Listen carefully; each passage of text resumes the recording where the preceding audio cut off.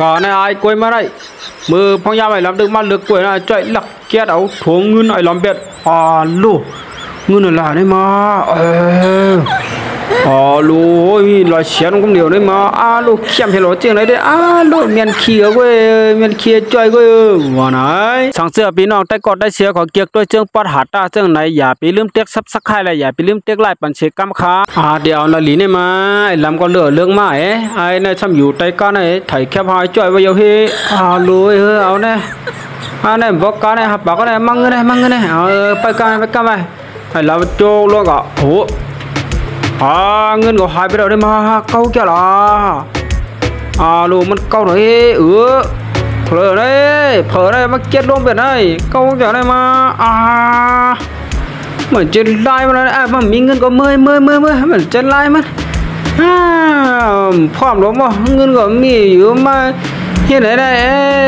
มีเงินก็จะมั่วจะไล่มีเงินใหญ่มาซื้อไอ้ลำผมมาลังเงินก็มาเก้าหน่อยเพิ่มมาอยู่มาลังเงินก็ได้มาจ่อยอยู่ในหัวนั้นออกไม่อารมณ์ไม่บีเจออยู่หนอมังงอกด้วยงอกกว่างอกมางอกซ้ายงอกขวามีเผาเฮออกมาก็ไปไหนอยู่ในก็เจนไล่ย้ายในนั่นมือไหนใบปองจอมหลังบนแทงบาปไอ้คัดมาด้วยลายยันก็ได้มั้ยออกมาหูไหนก็เก็ตเอาไก่ทวงมาไหนโลมาใครบอกคืนไม่ลอยจ้อยเห็นไหนก็ไหนโลไหนมาไอ้ตามมามั่มเลยปองเอากันไหนก็เอามาเมียเอากันไหนป้อไหนก็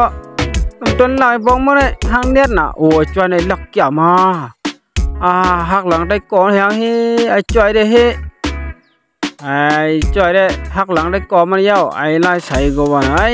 แล้วจ้อยได้ชนหูชนใจช่างลูให้นับเงินมือจำตาวะไอ้ไหนออกมาลูจะไล่จ้อยลูกคือการนี้อยู่ที่ไหนเปิดให้มาคัดไอ้จ้อยเราเลี้ยงเปิดน้อยเนาะเขาหันจอมชูมือไรนายเขาไถแค่พังไว้นายปอกแค่พังไว้นะไอ้จ้อยนายเขาหูเยอะมาหลานนี้มาหาหลานนี้เจ้าน้อยเนาะลูกหยาดมันได้ดีหนักกว่าคำเดียวให้หนูเขาไล่น้ำมาหัวโยงผมจะไอ้จ้อยเดิมผู้เฮว่าไอ้กล้าขนาดมาขึงการมันอย่ารู้ถึงนับเงินมั่วไอ้จ้อยเอาเลยนำหน่อยลาลีเขียนไหนเอาปุ่งมากะขึงการมันเลยไอ้ขึงการมันเลยจ้อยเนี่ยไอ้เนี่ยมือไม้ใส่เนี่ยมาไอ้จ้อยมังเงินมังเงินเนี่ยมังเงินมันก็พอไอ้โลมันปัญหาไม่หูขี้มือหน่อยกว่าไม่เคยกว่าเลยเขาเดี๋ยวร้านนี้เจ้ากำไมจ่อยก่อนนะกำแล้วว่าร้านนี้เจ้าเนี่ยมันจะไล่หรอกำหังยากี่เนี่ยนี่ใบโป้กันให้มากันได้ก็เหลียวมือเมียวงมเจ้าโมจ่อยยากินขันมันเอาหนังเงาเจ้าเหลียวเฮ็ดทำว่าเนี่ยไอ้ไล่ใส่เขาเนี่ยก็มาเยอะลูกไหนก็เลยกันให้มาพงมาก็ได้ครึ่งการให้จ่อยเลยเอาเงินหมดไปเลยด้วยมันลาดิเช็ดดิเปื่อนนะไอ้เนี่ยอยู่เห็นไหมฮังกันเลยไอ้จ้อยเนี่ยมีองค์กรเจอในโม่เฮ้ยไอ้จ้อยไอ้เขาก็มีไอ้แคบฮังอันมันละฮังเปื่อนนั่นเขามีน่าไอ้นี่ไอ้จ้อยเอาไอ้เนี่ย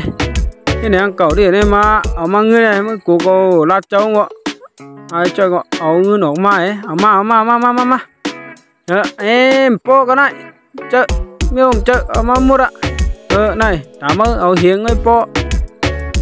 mới hắc là ngón ta rồi miêu ngầm chơi mới mừng nhá kín khăn mớiขึ้นnày chân này đây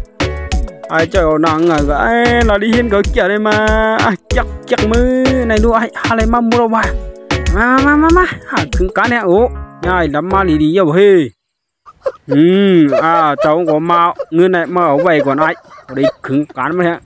chơi ai lắm này ba cái nhầm luôn ai chơi này đi khi đi bữa nào mới nhà xoắn sám nhà xoắn sám miêu mà này mới chơi mới nhà chỉnh khởi ơi vì làm mà này cầm đuôi mà này ơi ngân hàm ra mới cái này ngân này trong hàm ra chào ạ ai làm rồi này cậu hu cả phải là cậu đây này chơi luôn ai chơiอยู่แต่ของnàyมันหลักเกี่ยวทวงเงินปีหลังluôn nàyมาcòn đây nèมันมีกันนั่นai chơi có cái sắm chắcมือ mà đâu đấy yếu mà hôm mưa thế này cứ khâu suy yếu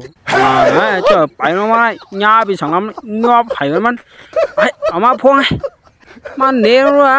ไอ้จ้อยnày đón trời này nam mơ nó nàyจ้อยเขาtwang nam mơ đi đi mơไอ้จ้อยnhàกินขันnhà bị sẵn lắm đấy việc kháมันอย่าไล่เฮ็ดอีเปิ้นจังไหนเลยมอว่าไหน